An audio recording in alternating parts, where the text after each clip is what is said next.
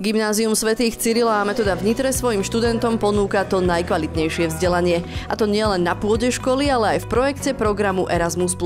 Program Erasmus+ v tomto školskom roku realizujeme s témou udržateľný rozvoj a zavádzanie environmentálnej výchovy do vzdelávania. Získali sme grant vo výške 50 000 eur. Študenti 4. a 5. ročníka mali za úlohu vymyslieť projekty, ktoré v závere novembra odprezentujú pred spolužiakmi. Tí ich budú hodnotiť a tie najlepšie získajú menší grant na realizáciu. S vymyslením a napísaním im pomáhali rovesníci z Nemecka.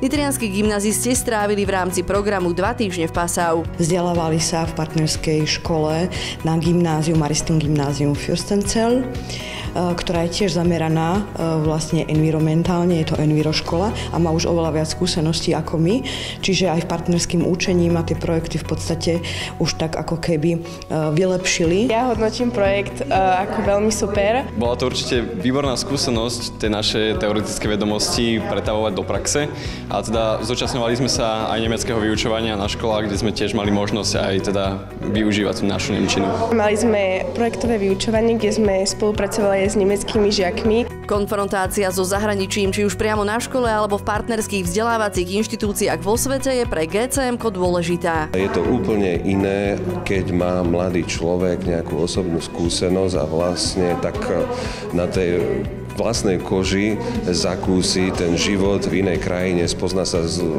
mladými ľuďmi a možno, že zistí, že majú aj podobné problémy a možno, že na tieto problémy majú nejaké originálne riešenia, ktoré môžu obohatiť aj toho nášho študenta.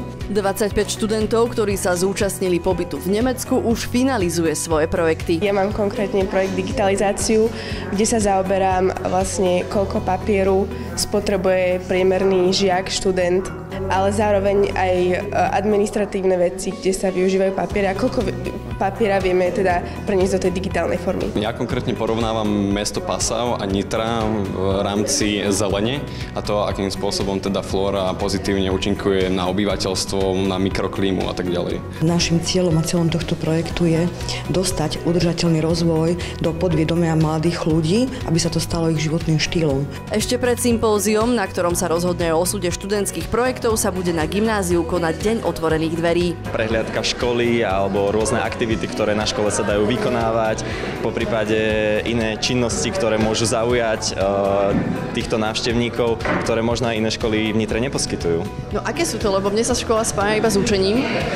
Tak mimo učenia tu máme napríklad veľmi zaujímavé podcastové štúdio alebo rádio, kde máme každé ráno nejaké modlitby alebo sa tam žiaci môžu učiť nejaké technické veci. Ak sa pýtate, prečo študovať na GCM-ku, 15. novembra nemôžete chýbať na Farskej 19. Pretože GCM je škola s pridanou hodnotou.